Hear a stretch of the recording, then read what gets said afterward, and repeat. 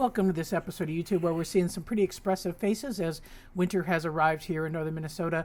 Rika's scent rolling there, and Grayson is watching her as she rolls over. Notice the full leg submission towards Grayson. Again, she is integrated. One of the things a viewer on the Explore.org camera had commented, it said almost seemed like a switch went off where Rika's confidence improved and she started to be less concerned about Axel. And here you see her jaw sparring and wrestling and, treating Axel and like a packmate, reciprocating, not showing a lot of anxiety. Certainly there are still moments when Axel gets really excited and chases her that she retreats to the medical pen, but she's certainly right there engaging with him. And what's interesting is watching Grayson, who doesn't engage, but he circles around with a fairly high tail, kind of keeping an eye on things. And really that's what's Grayson's probably most been observed doing.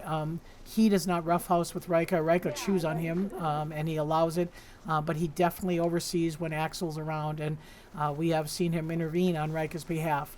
So Rika's a little bit confident. I want to point out there that her hair is not hackles. Hackles are when an animal shows a little bit of intimidation or fear or something. That's just juvenile hair, standing straight up there, especially in the snow and the ice on her. But she's loving the snow.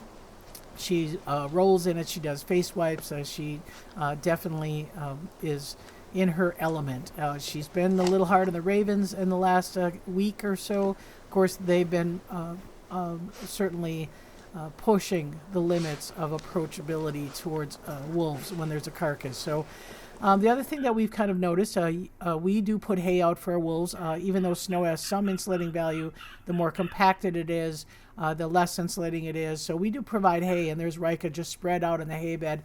And then we have Axel try to come over and get a little bit of the corner of that hay, and Rika doesn't budge an inch. She has the entire bed of hay, and certainly much to Axel's discontent. She is not willing to share, so it gets him up and moving. We have now added additional hay in the front of the exhibit that you'll be able to see sometimes on our camera, sometimes at Explore.org camera, where they will be resting in the winter. Grizzer, again, with a full winter coat. If his hair is any indication of the winter, we better, hold on, because he has a thick winter coat.